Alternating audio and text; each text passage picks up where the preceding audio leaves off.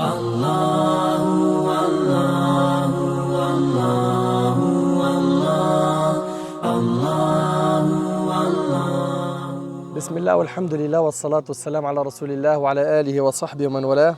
Rabbi shrah li sadri wa yassir li amri wahlul 'uqdatan min lisani yafqahu qawli. Mes frères et sœurs, il arrive souvent qu'en écoutant un rappel, on commence à se remettre en question et on corrige énormément de choses chez nous. Et vous remarquerez d'ailleurs que la plupart des gens qui se sont repentis, ils se sont repentis suite à un rappel particulier. Quelqu'un qui leur a parlé, qui les a exhortés, ou bien c'est un discours qu'ils ont entendu sur le net, ou un sermon du vendredi auquel ils ont pu assister. Souvent, subhanallah, il y a des paroles qui ouvrent les cœurs. Et comme disait Cheikh Mahmoud El-Masri, qu'Allah subhanahu wa ta'ala le préserve, il disait que les cœurs sont comme des coffres forts et les paroles de ceux qui prêchent sont des clés. Et nous, on ne sait pas quelle clé va ouvrir le coffre-fort. Ça veut dire qu'il y a des cœurs qui sont fermés. Mais, subhanallah, d'un seul coup, la personne trouve les bonnes paroles et tout de suite le cœur s'ouvre et accueille enfin la religion en étant apaisée, en étant sereine. Elle commence à pratiquer comme il le faut. Donc aujourd'hui, ce que je veux, moi, c'est de partager avec vous un hadith du prophète sallallahu alayhi wa sallam qui est vraiment très fort. J'ai appelé le thème « Les 5 clés en or ». Les 5 clés en or. D'accord? Pour moi, c'est vraiment des clés en or, ce que vous allez entendre, bi'idhnillah.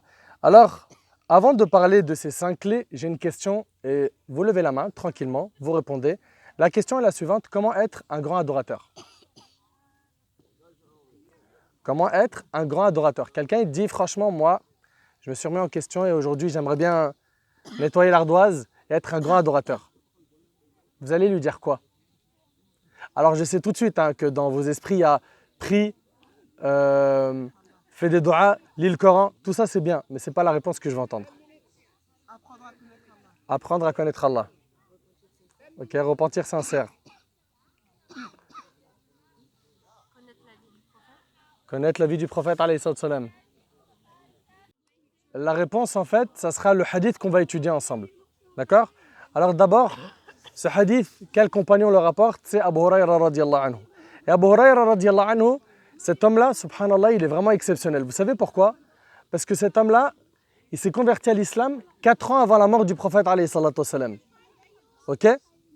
Donc c'est-à-dire qu'il y a des compagnons, dès que le prophète il a reçu Iqra, la révélation, ils sont convertis tout de suite, comme Abu Bakr radiyallahu anhu, n'est-ce pas? Ali ibn Abi Talib, comme Khadija, la femme du prophète alayhi salam, n'est-ce pas? Ils font partie des premiers. Mais ce qui est étonnant, c'est qu'Abu Hurayra radiyallahu anhu, il va se convertir à l'islam 4 ans avant la mort du prophète alayhi salatu wassalam et il va être celui qui va rapporter le plus de hadiths du prophète alayhi salatu wassalam. Il va en rapporter 5000, combien? Environ 5300 hadiths. Alors que Aïcha, la femme du prophète alayhi salatu wassalam, elle en rapporte 2210.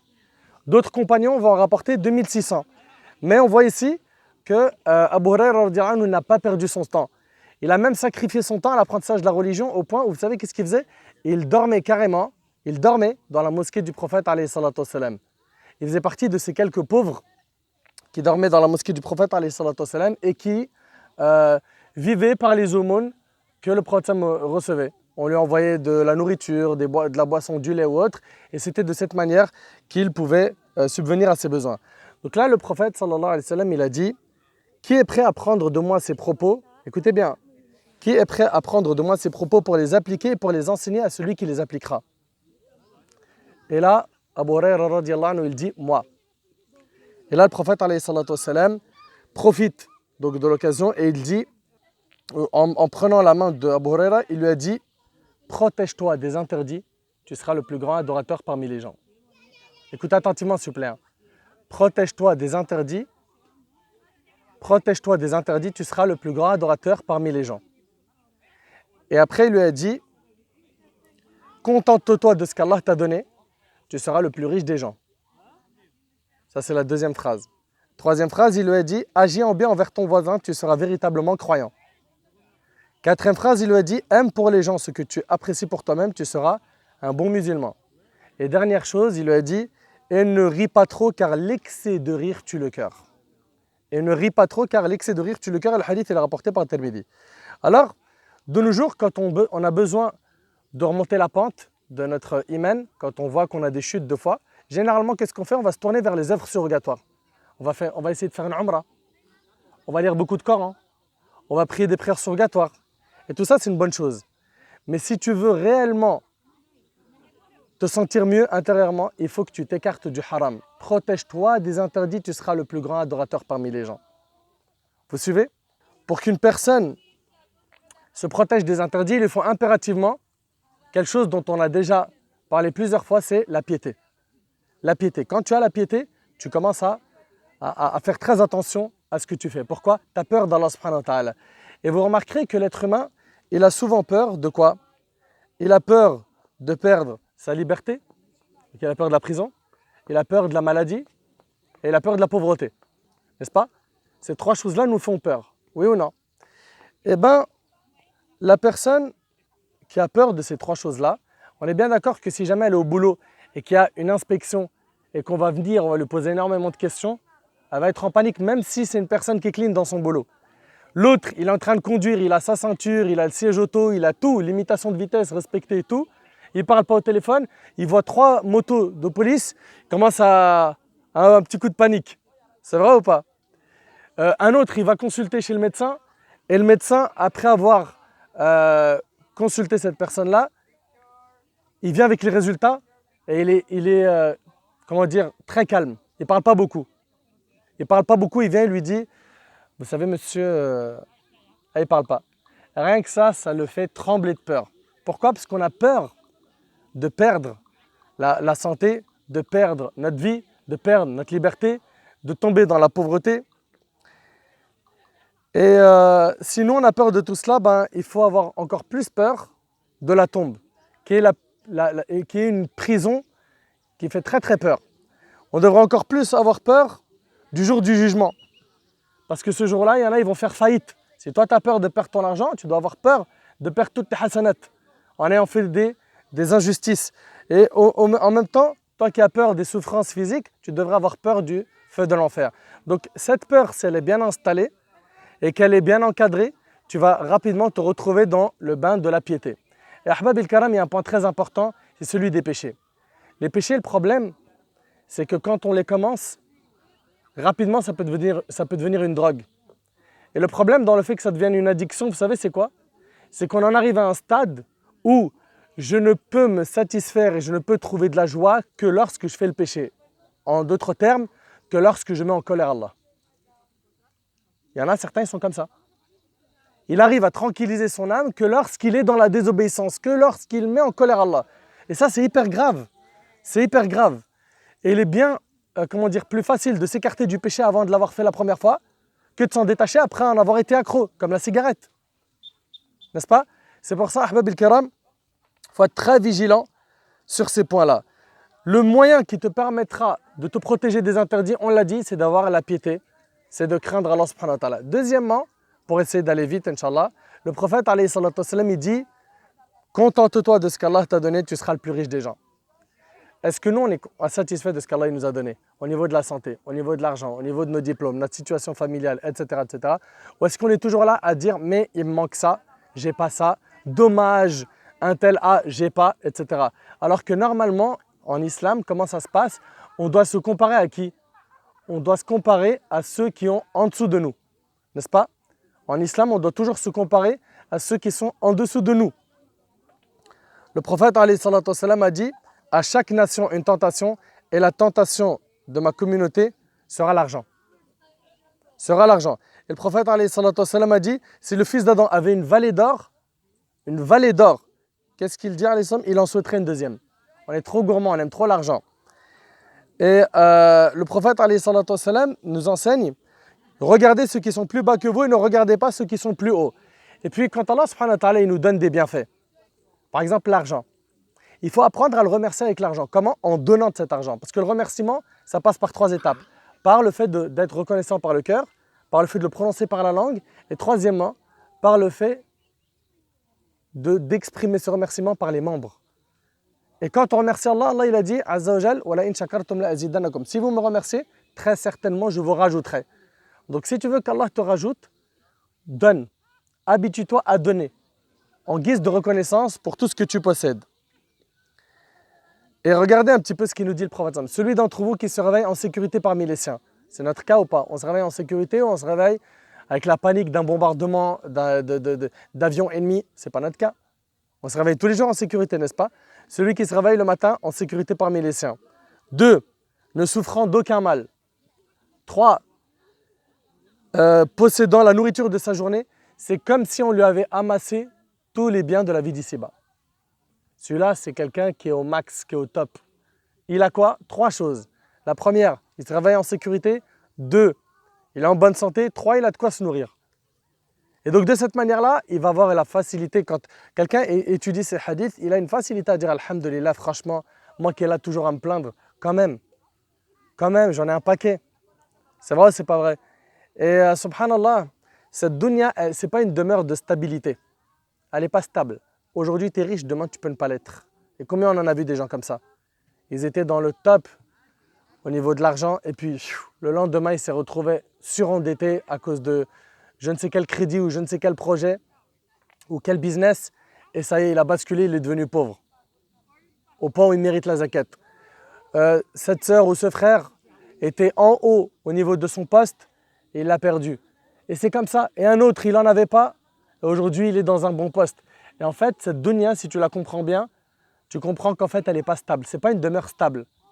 Et si tu as compris ça, tu dois tout faire pour construire la vraie demeure stable.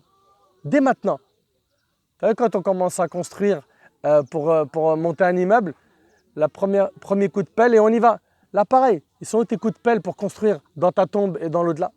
Ils sont où?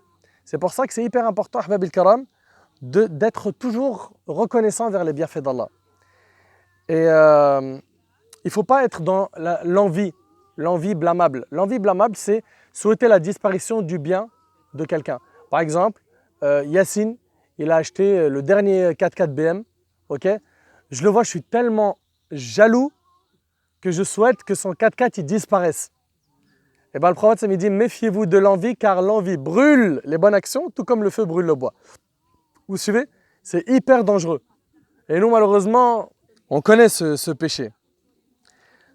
Troisièmement, après avoir parlé du fait de se contenter, et puis subhanallah, tu veux te contenter réellement de ce qu'Allah t'a donné, et en disant alhamdulillah, il y a des gens dans le monde, leur seul souhait, c'est d'avoir de l'eau potable. Il y a des gens dans le monde, leur seul souhait, c'est d'avoir un sac de riz pour pouvoir se nourrir je ne sais combien de temps. Que du riz seulement. Il y a des gens, leur rêve, c'est d'aller à l'école. Ils n'ont jamais entendu, ou plutôt vu une école. Vous imaginez? Et c'est pour ça que le musulman, il doit être très reconnaissant. Très reconnaissant, regardez-nous, tout ce qu'Allah subhanahu wa ta'ala nous a donné comme bienfait. Il nous en a donné trop.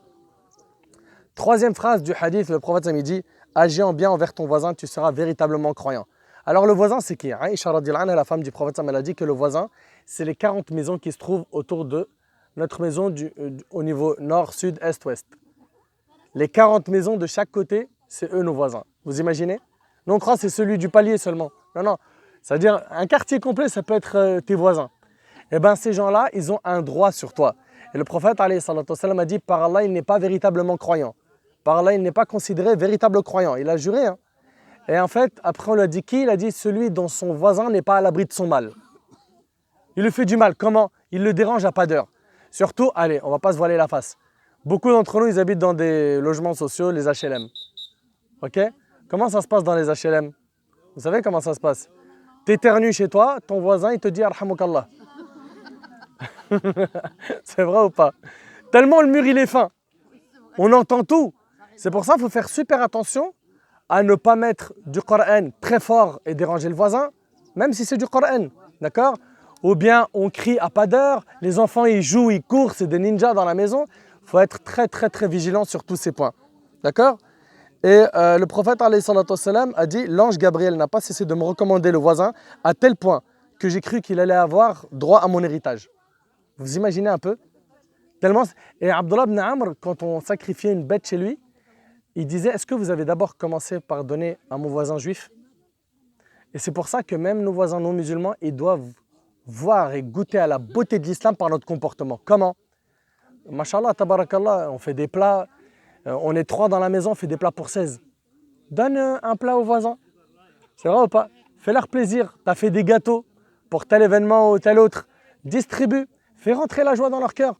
Et de cette manière-là, on montre réellement c'est quoi l'islam, par de la pratique, pas par du blabla. D'accord? Ensuite, le prophète sallallahu alayhi wa sallam, il dit, bien sûr pour le voisinage, j'ai parlé de bruit, mais c'est aussi pour le, comment dire, le stationnement. Des fois, dans des zones pavillonnaires, il met sa voiture n'importe où, et il empêche le voisin de sortir chez lui, ou bien à la mosquée quand ils vont à la Jumu'ah, ou au Tarawih.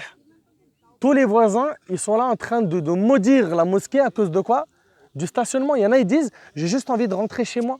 Ou je bosse de nuit, j'ai envie de sortir, mais il y a les voitures des gens, les fidèles qui vont à la mosquée, ils me bloquent. Messieurs, laissez-moi aller au travail.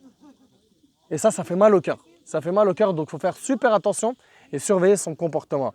Ensuite, le prophète sallallahu alayhi wa sallam, il nous dit, aime pour les gens ce que tu aimes pour toi-même, tu seras un bon musulman. Vous savez que le prophète alayhi wa sallam a dit, aucun d'entre vous ne peut se prétendre croyant jusqu'à ce qu'il aime pour son frère ce qu'il aime pour lui-même. Donc tu ne seras un véritable croyant que quand tu aimeras pour ton frère, il faut que tu aimes pour les gens ce que tu aimes pour toi et que tu détestes pour les gens ce que tu détestes pour toi. D'accord? Et surtout, tu dois être sensible quand il y a des gens de notre communauté qui sont touchés par de la famine, par un tsunami, par un tremblement de terre, par la pauvreté, par la guerre ou autre. Nous, on représente un seul corps. Ok? Ou dans un hadith, le prophète dit qu'on est comme un édifice dont toutes les parties se soutiennent. C'est pour ça, Ahbab al-Karam, c'est très très important qu'on ait ce souci, que lorsqu'il y en a un parmi nous qui souffre, on n'est pas bien. Il y en a un parmi nous qui est heureux, on est tous heureux. On est un bloc uni. Ok? Et pour finir, le prophète, alayhi salatu wassalam, il dit « Et ne ris pas trop, car l'excès de rire tue le cœur. » On a bien compris, il a dit « Et ne ris pas trop ». Donc ce n'est pas interdit de rire, mais c'est l'excès de rire qui tue le cœur. Et c'est réel. On est dans une assemblée, d'accord? Et combien de fois c'est arrivé? On se voit entre frères ou les sœurs entre elles, et puis on passe une soirée et c'est derka, ça rigole. Depuis qu'on s'est vu jusqu'à on s'est quitté. Et après on se quitte, on dit wallah, mortel, la soirée c'était de la bombe, derka atomique. Derka atomique, mais il n'y a pas le mot Allah qui a été évoqué dans l'assemblée. Et le prophète nous a dit que c'est une source de regret. Les assemblées dans lesquelles on se réunit sans parler d'Allah. C'est une source de regret le jour du jugement. Vous imaginez? C'est pour ça que tu veux rigoler, oui, mais il y a un équilibre. À un moment donné, il faut quoi? Il faut parler d'Allah subhanahu wa ta'ala. Et pour ce qui est du rire, on a deux extrêmes. On a ceux qui rigolent trop, d'accord? Et qui font que ça. Et on a ceux qui rigolent jamais. Il y a Sahbi, il ne connaît pas le sourire. Celui-là, tu rentres à la mosquée, tu vois, il est comme ça. Il ne rigole pas. Ses dents, on ne les voit jamais. À croire, ses dents, c'est une aura. Il ne sourit pas. Mais souris, mon frère. Souris, ma soeur. D'accord? Et subhanallah, un sourire, c'est une aumône. C'est ce qu'il nous a dit le prophète sallallahu alayhi wa sallam. T'imagines combien de hasanat tu peux gagner? Et puis, n'oubliez pas aussi une chose, hein, c'est qu'un sourire en dessine un autre. Quand tu souris, t'imposes le sourire. Mais quand tu fais la tête, bah tu crées une onde négative dans l'assemblée. C'est pour ça il faut apprendre à sourire et être quelqu'un de positif. Et le prophète, on l'a toujours vu souriant. Toujours, c'était quelqu'un qui donnait de l'énergie, qui était positif, alayhi salatu wassalam. Et subhanallah, une fois, il était avec Aïcha radhiyallahu anha, son épouse, et Saouda bint Zama, une autre épouse. Et puis, Aïcha, elle avait préparé un plat où c'est de la viande avec, qui est mise dans l'eau. Bref, c'est un plat qu'elle avait fait, où elle avait demandé à Saouda d'en manger. Elle a dit à Saouda, la coépouse, mange-en. Elle lui a dit non. Elle a dit mange-en ou je t'en jette sur le visage. Et Saouda lui a dit, j'ai pas envie d'en manger. Elle a pris un petit peu du liquide et elle a jeté au visage de Saouda. Le prophète, il a vu ça, il a ri. Il a dit à Saouda, fais-lui la même chose. Regardez, c'est un humain, alayhi salatu wassalam. Et puis après, quand elle lui a fait la même chose, il y a quelqu'un qui a tapé à la porte, c'était Omar ibn Khattab. Il leur a dit, vite, allez vous laver le visage. Elles sont parties se laver le visage. Et donc on voit ici que le prophète, c'était quelqu'un de simple et de naturel, alayhi salatu wassalam. Et il nous a enseigné d'être équilibré dans toutes choses. Et il nous a dit aussi, quand il a approuvé le hadith de Salman, qu'en fait, nous, il faut quoi? Qu'on donne à chaque ayant droit son droit. Allah, il a un droit, d'accord? Mon corps a un droit, ma famille a un droit, et il faut réussir à distribuer ces droits correctement. D'accord? Et le prophète, il a dit, il y a un temps pour les adorations et un temps pour les affaires de la vie d'ici-bas. Et ça ne veut pas dire un temps pour les péchés et pour la désobéissance. Donc voilà, à un moment donné, je suis comme dans cet endroit-là, en train de méditer sur la création d'Allah subhanahu wa ta'ala, partager des bons moments, etc. Et à un moment, je suis, en train de lire le Coran. Yani, le croyant, il est toujours là en train de de trouver l'équilibre pour pas qu'il ne donne que les droits du corps, mais aussi les droits de son âme. C'est pour cela il faut que le croyant comprenne qu'il a le droit de se faire plaisir, sortir faire du sport, s'amuser. Le prophète sallam il finit une bataille et il dit à Aïcha sa femme, radiallahu anha, sa femme, on fait une course. Je ne sais pas si vous imaginez. Hein. Le prophète sallam il dit à sa femme, est-ce qu'on fait une course? Et ils font une course et c'est Aïcha radiallahu anha qui gagne. Plus tard, il se retrouve avec elle, ils font une course et c'est lui qui gagne. Et il lui dit en 2 mots, hein, ça fait un partout, quoi. Ça, c'est pas ce qu'il lui a dit, hein, mais le sens. Donc, subhanallah, c'est vraiment très fort. Et dans ce hadith-là, on voit combien le prophète il a réuni des grands enseignements dans quelques mots. Et ça, c'est un miracle qu'il avait, alayhi salam, ce qu'on appelait Jawami' al-Kalim. C'était cette faculté qu'il avait de dire peu de mots qui ont beaucoup de sens. Qu'est-ce qu'il a dit? Il a dit, protège-toi des interdits, tu seras le plus grand adorateur parmi les gens. Contente-toi de ce qu'Allah t'a donné, tu seras le plus riche des gens. Après, il a dit, agis en bien envers ton voisin, tu seras un véritable croyant. Aime pour ton frère ce que tu aimes pour toi-même, tu seras un bon musulman et ne multiplie pas le rire car l'excès de rire tue le cœur. Vous avez vu, subhanallah, 5 phrases. 5 phrases, il nous a donné énormément de leçons. Et je finis avec une chose. Apprenez à mettre des bonnes intentions dans toutes les actions, même celles qui sont pour vous des choses faites par habitude. Comme, par exemple, quelqu'un, écoutez attentivement s'il vous plaît, quelqu'un qui a un petit enfant de 3-4 ans, et son petit enfant, il veut monter sur son dos. Et il veut transformer son papa en cheval dans la maison. Ok, vous connaissez ça. Le papa, il le prend. Et il commence à courir et le petit, il est sur son dos et le petit, il rigole. Le papa, il peut gagner des hasanats du début à la fin. Comment? Il place l'intention, pendant qu'il fait cette action, de rentrer la joie dans le cœur de son enfant. Et le prophète, il a dit, l'œuvre la plus aimée d'Allah, c'est une joie que tu fais sentir à un musulman. L'œuvre la plus aimée d'Allah. Vous imaginez? Juste place des bonnes intentions à chaque fois que tu fais quelque chose. Et tu te retrouves récompensé. Tu te retrouves récompensé. J'ai mon bébé, il est sur mon dos, et j'ai des hasanats, c'est facturé. Je suis en train de rigoler avec ma famille, je suis parti les visiter dans l'intention de satisfaire Allah, parce qu'Allah il m'a demandé de respecter les liens de parenté. Cette assise familiale, j'ai des hasanats. Bien sûr, il ne faut pas que cette assise, elle tourne au vinaigre avec le fruit le plus consommé dans nos assemblées, c'est la médisance. Nous, quand on est assis et qu'on s'ennuie, il faut qu'on parle sur le dos de quelqu'un. Et on se tue de rire. Ah, tu m'as tué, voilà, t'as raison. Ouais, et on a fini ce dossier, on en ouvre un autre. Et on déchire tout le monde. Avec quoi? Avec la médisance. C'est un péché qui est gravissime. Et il faut être fort, avoir une personnalité forte et savoir dire dans l'assemblée, si vous allez rester ici, désobéir à Allah, je ne reste pas avec vous. Il faut avoir du caractère. On a du caractère pour amener les gens vers le haram, ou vers l'insouciance, ou la perte de temps, ou le shopping, rester du matin au soir à faire que ça, ou à rester sur les réseaux sociaux. On a du caractère. Mais quand il s'agit de blâmer le blâmable, là, j'ai honte. Tu as honte de dire une vraie parole. Donc Allah ibarik fikum, soyez des gens équilibrés dans votre compréhension. Vous avez bien vu à travers ce voyage qu'on peut donner le droit à notre corps et le droit à notre âme. Il faut que cet état d'esprit reste jusqu'à la fin de nos jours, jusqu'au dernier souffle de notre vie. C'est bien clair? Allah subhanahu wa ta'ala nous facilite de mettre en pratique ce qu'on a appris. As'Allah subhanahu wa ta'ala an yanfa'ni bima qultu wa yanfa'akum bima sami'tum.